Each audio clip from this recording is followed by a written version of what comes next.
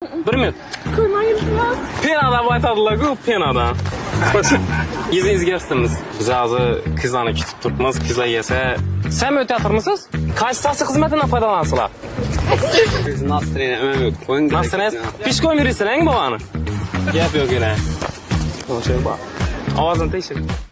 Yurtdoshlar, 4 yil xalqi, endi sizlar taksi xizmatlarimizdan foydalanasizlar. Sizlar besplatni yuraysizlar, taksistlarimiz o'zi sizlarga pul beradi. Bu albatta 14-16 ekonom taksi xizmatidan bo'ladi. Nechta bo'lib turgan bo'lsanglar, qiziqib turgan bo'lsanglar, videomizni oxirigacha ko'rasizlar.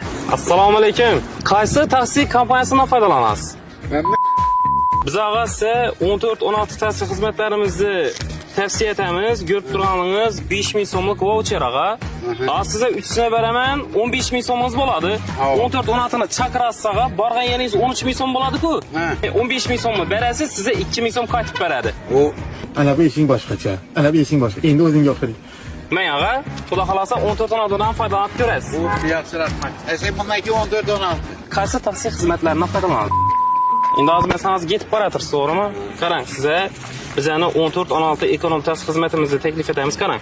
Shu 3 tanasi necha so'm bo'ladi? 5 dan bo'lsa? 15. Bu vaqtda buni berasiz sizga, izlatsangiz sizga taksi pul beradi, qarang. Xolasangiz 2000 so'm beradi. 13000 so'm bo'lsa 14000 so'm qolsa 1000 so'm qaytarib beradi. Ishlashma, qarang. Shu 1 minut vaqtingizni olamiz. Ag'a, qaysi taksi xizmatidan foydalanasiz? 14 16dan. 14-16dan. Nima uchun aynan 14-16dan foydalanasiz? Tez keladi. Tez keladi. Qarang ag'a, siz shu bizani ekonom taksi 14-16 xizmatimizdan foydalanganingiz uchun, aynan bizani tanlaganingiz uchun 5 dana voucherimiz 5000 so'mdan 25000 so'm bu. Xolasangiz, shuda uyingizga borasiz, 10000 so'm bo'ladi-ku. Ikkisini taksida berasiz. Nimaga? Ikkisini taksida berasiz. Keyin yana bir boshqa yerga borasiz. 15000 so'm bo'lib qolishi mumkin, 13000 so'm bo'lib qolishi mumkin. Agar 13000 so'm bo'lib qolsa, buni berasiz, bu 15000 so'm bo'ladi-ku. Sizga 2000 so'm taksi yana yozdach qaytarib beradi.